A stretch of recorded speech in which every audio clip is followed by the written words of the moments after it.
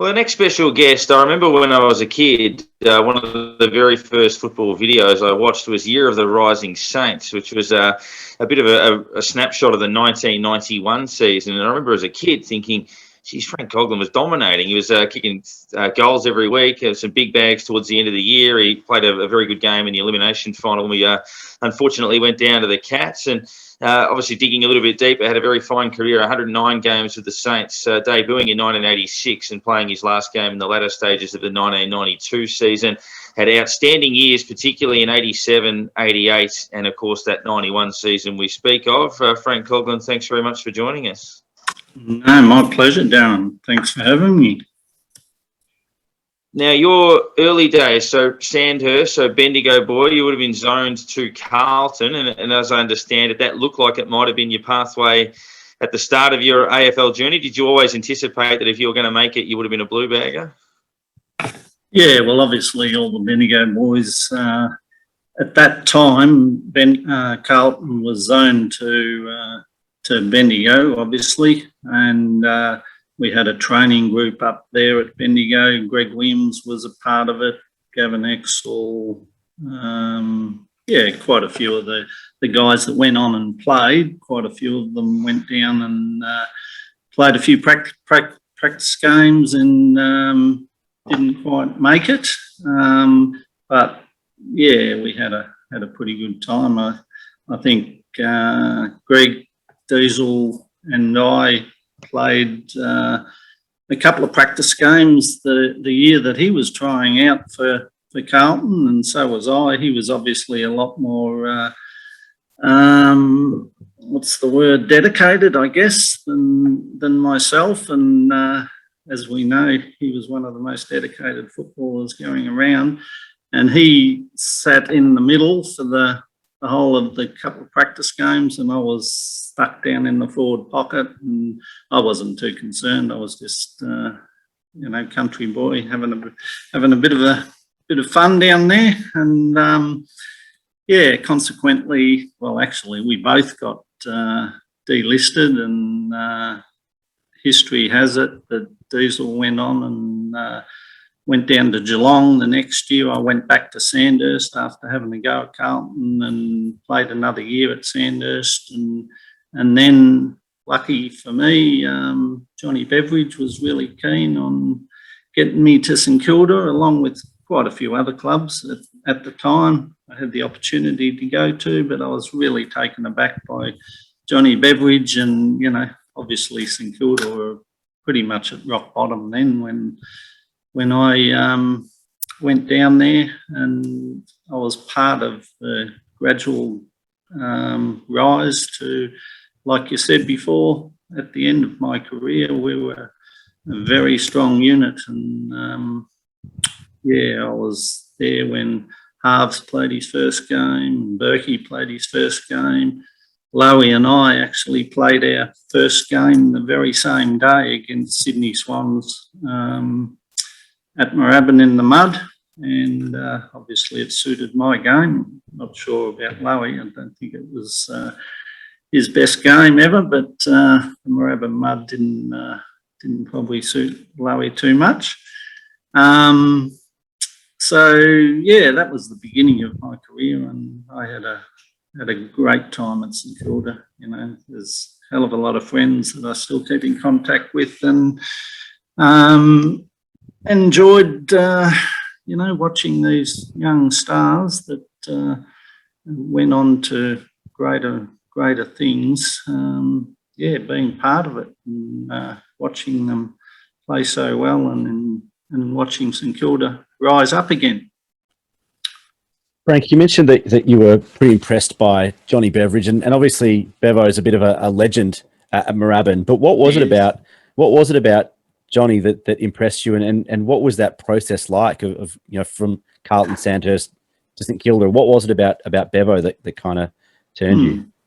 Well, he obviously made the process pretty easy. He's such a gentle man, and really cares about all these players that he brings in, that he brought into the club. He come up, and I remember Mum and Dad had scones on the table for him, and he couldn't be, he's such a gentleman, like he went away, and Mum and Dad said, "Oh, look, you just got to go to St Kilda because they're the club," So he's a terrific fella, and he's still doing good work around the club, I understand. So that's great. And you mentioned the whole being up that way and a lot of the players getting recruited down the Carlton, that sort of stuff. About probably half of them ended up at St Kilda towards the end. So how was it reuniting with all those players who eventually did come the same direction as what you ended up being? Yeah.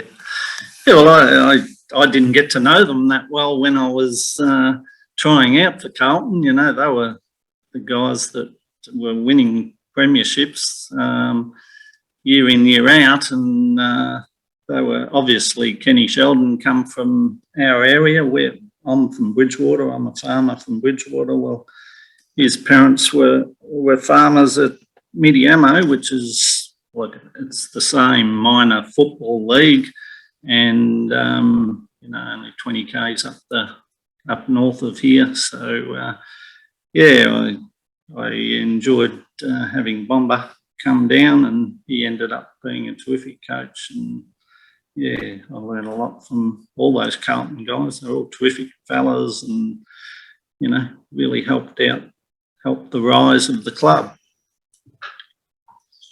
You had 25 possessions on debut, played 5 games in a difficult year for the Saints, but 1987 would be a big year. Darryl Baldock would take over as coach. Plugger would win a Brownlow. Nathan Burke would debut. We'd see guys like Winmar come to the club. And you'd have an unbelievable year, played 21 games, averaging 20 possessions a game. And St Kilda would really look like they were going places. They'd win 5 in a row late in the year. I imagine 87 would have been a bit of fun for an emerging player to be playing every week in a side that was getting better. It was, and we started well that year, and we had a bit of a lull, I think, sort of halfway during the year, and come home pretty well. So, it was really exciting for the fans and obviously all the players that we were back in the finals. And it was just unfortunate the way that year sort of panned out in the elimination final. I think we played Geelong, and it was a terrific game, and every player that all the big name players, they all played really well. So it's a great game to look back on too. Was there something that changed for you in that 91 season? Because obviously, you had a sensational year in front of goal as well. You kicked 33 goals for the season, but in no other year before that had you kicked more than 7 or 8. Did your role change for that 91 season? I think I was more sort of up forward, obviously. I was recruited to the club as a non-baller. I suppose every player that comes to the club comes as a non-baller, but that was my role, and I played ruck rover and for most of those early years, and then when Berkey and halves, they were getting moving then, and so I sort of went down forward a bit more and played underneath Plugger, and obviously my role was front and centre and kick a few goals every week. But I think it was just the fact that I was a bit closer to goal. I was never renowned as a big goal kicker. I was more sort of in and under, I guess. So you mentioned these younger players that were coming in after yourself. Were you asked to take any of them under your wing at any point and try to show them the way and show them the way around the club, or just basically keep him in line, I guess, as well? Yeah. Well, I guess when Nicky first came over, I was working at a good friend of mine, Jerry Ryan's Jayco Caravans, and he's a Bendigo boy, of course. And so Jerry said to me, because he's fully involved with the club, as you'd all know, and he said to me, I think you better sort of take, using your words, take Nicky under your wing and look after him off the field. And I was actually his boss at work. I was one of Jerry's managers, and I was looking after Nicky. I could tell you a few stories about the times that we spent together in the Jayco team. But look, there was a lot of younger kids that I just admired their work ethics, and I think any country boy that come along, being a country boy myself, I always tried to help them out, of course. But probably Nicky is about one that you can pin down to me. I still see a lot of Nicky. That 91. So that 91 elimination final, that we always talk about the atmosphere. St Kilda hadn't played finals for about 2 decades. Gilbert McAdam kicked the first goal of the game. The roar was amazing. You kicked the second goal of the game. Can you take us through your memories of the atmosphere that day? St Kilda fans hadn't seen that for so long, and I imagine to be swept up in it as a player would have been amazing. It was, yeah, it really was. It was a damn shame that we lost, but like you say, well, like I said before, all the good players, Lowy, Plugger, Gilbert, Nicky, Berkey, unfortunately, got collected by Gary Ablett, and David Grant got collected by someone. I think it might have been the same fellow, actually. But anyway, and Spud did a great job down back, of course. Unfortunately, all their good players played well too. I think Billy Brownless kicked a heap, Barry Stone, Gary Ablett got a bit of it.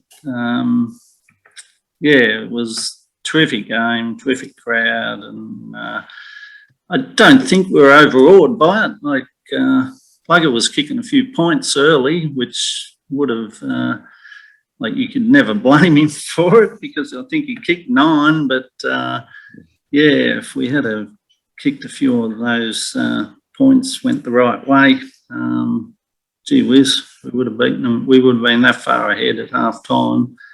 I don't think they would have been able to shake us off. I think Plugger kicked 3 in the first quarter, 3 points, which wouldn't have happened too many times. No, it wouldn't. Like I say, he's the best kick that's ever played, I think. And we can't be too upset about that. These things happen.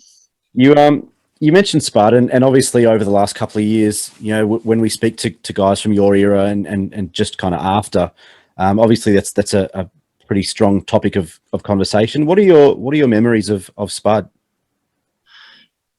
Oh, well, once again, a farm boy. Bloody terrific fella.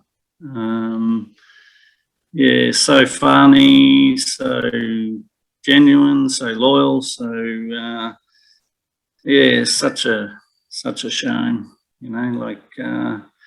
Everyone loved Spud that crossed his path, and I just wish we could get him back, but we will never have another Spud. So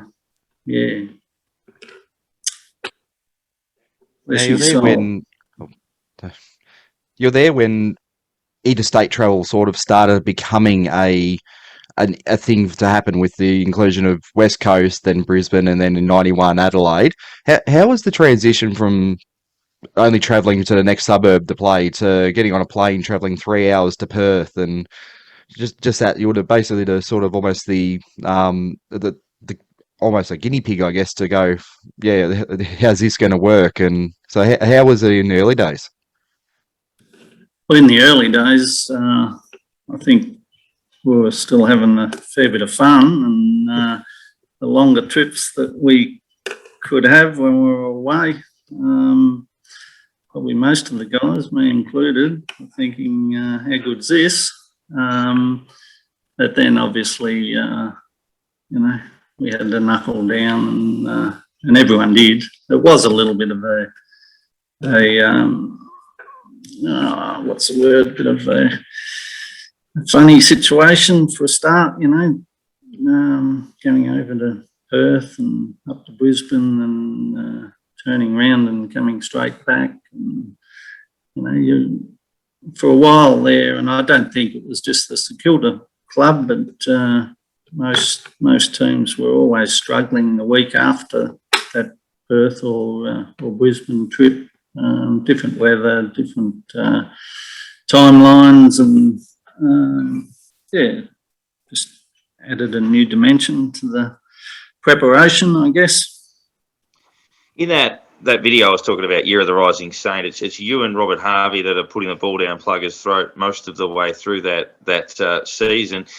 I guess a lot of people that played in that era get asked that question. You were there for most of Tony Lockett's formulative years, the 87 year where he broke out, 89 where he was dominating before he got suspended and injured, and obviously 91 where he tore it up. Can you tell us what it was like sharing a forward line with Plugger, but also coming out of the middle and delivering to a target that imposing? Yeah, well, obviously it was one of my greatest memories to play with Plugger.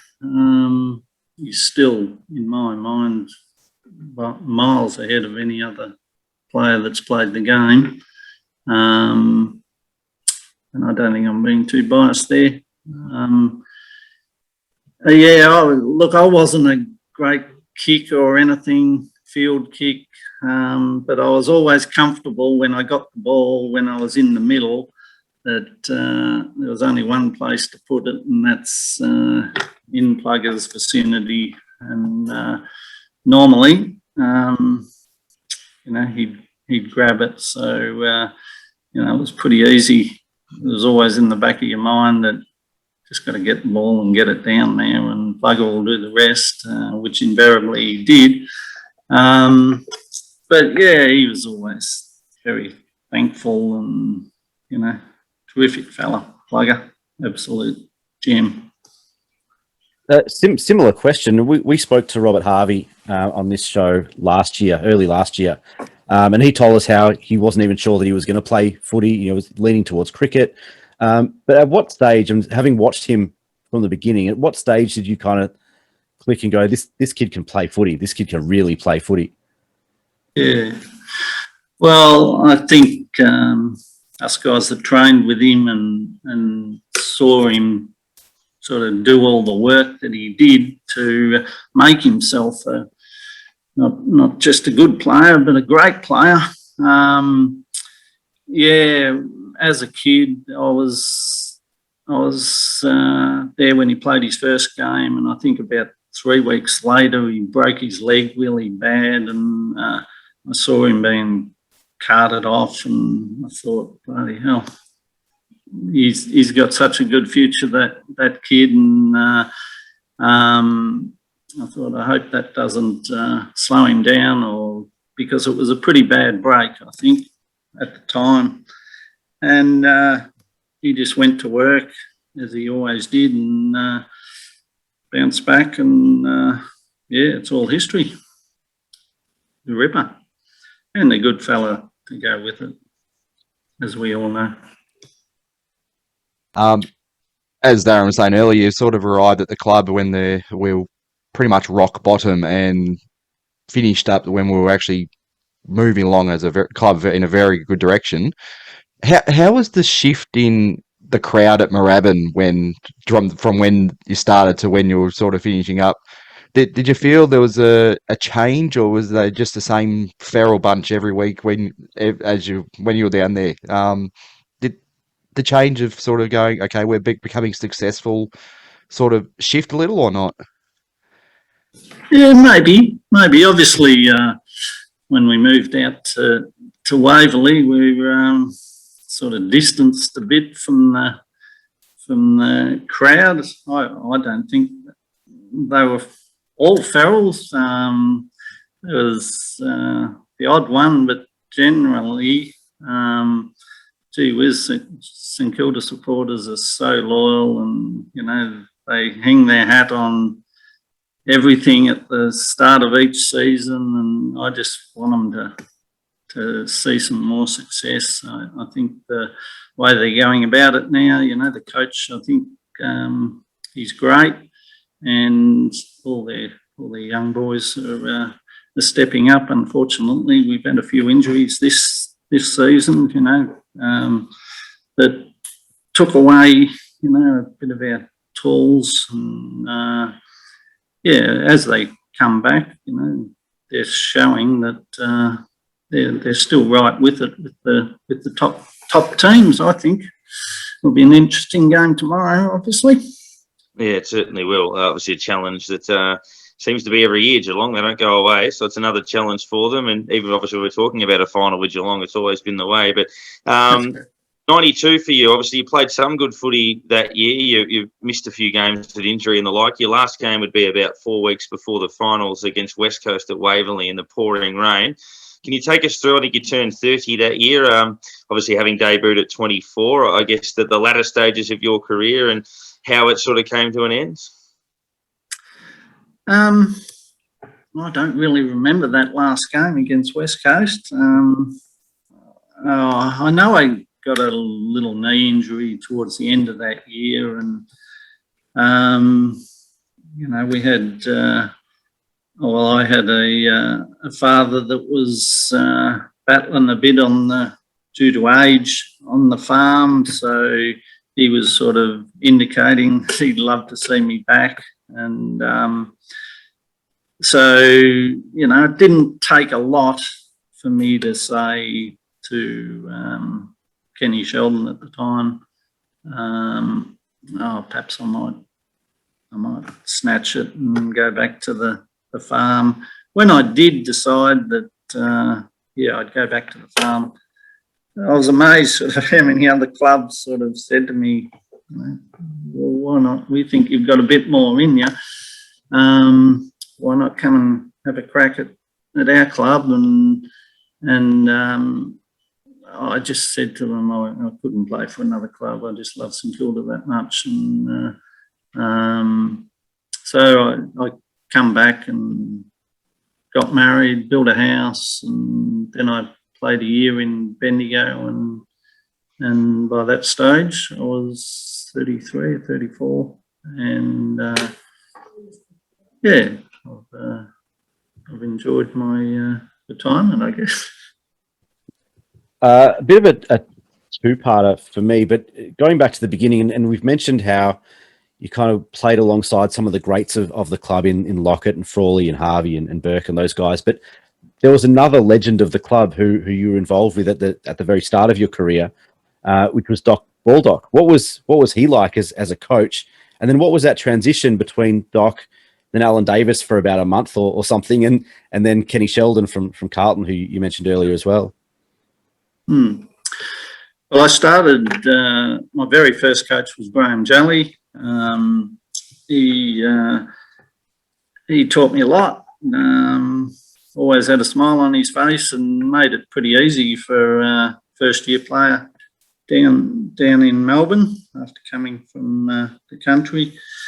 And then Doc took over, and Doc obviously was a legend of the club, and we were all that excited, and for good reason. He was a terrific fellow. Unfortunately, he had those health issues towards, it was only a couple of years he was coaching for. I think it was in his second year that he had his first stroke, and Davo, his best mate, took over. Davo was a ripping bloke, you know, called a spade, and we all enjoyed those couple of weeks with Davo, and then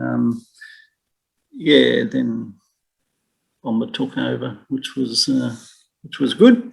So I've learned a lot from all my coaches and enjoyed every moment of their meetings and spending time with them. I was going to ask, last one for me is, what's a lasting memory of playing for the club? What's the one thing you'll look back at the club and say, that's what it was, that's how I see it, and that's what I want to remember and tell anyone who asks me about it, that this is what it meant to me? Yeah. That's a hard question. Probably, well, I had a lot of soft tissue injuries. You know, I was really lucky with my my footy career. I didn't have any major knees, ankles, or anything like that. But I did have a lot of soft tissue injuries. And when I first went down there, Barks was captain of the side, and Barks was just an absolute legend. And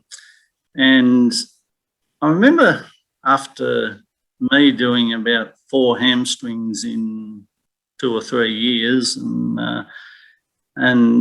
as soon as I did a hamstring, you know, you'd be calling for the trainer and you'd be off and had the ice on. And I watched Barks one day. I think I might have been out injured with a hamstring, and I watched Barks one day. He did his hamstring early in the game, and he was captain, and he played on for the whole game with I don't think he had any needles or anything to keep him out there. And I just shook my head and thought, you know, here I am, you know, and I don't think anyone could play with a good hamstring, and that was a good hamstring, I'm sure it was. And I thought then, well, there's a leader and there's someone who, you know, we all should look up to, and he's all about St Kilda and the club St Kilda, and he plays for the jumper, and he was captain, and he wasn't going to walk off until that game had been finished. So I don't know that he played for another 4 or 5 weeks. It probably didn't do him much good, but when he was out there, he wasn't going to get off the field until the job was done. Well, Frank, you're a terrific player over the course of that period, and we always, you know, you measure someone that St Kilda were in a much better position when you left than when you started, that's for sure. And a really healthy run through that early 90s, which you were a major part of, as we were talking about. I think you had 28 shots a goal in 7 weeks to end the 91 season. You kicked 5 against Brisbane and then kicked 4 against Sydney, and got the 3 Brownlow votes despite Plugger kicking 11 in that same game. So that was a fair effort. But thank you very much for joining us. Good luck with everything back home down there, and we appreciate your time. Yeah, no worries, Darren. Thank you very much, and thanks to all the other boys.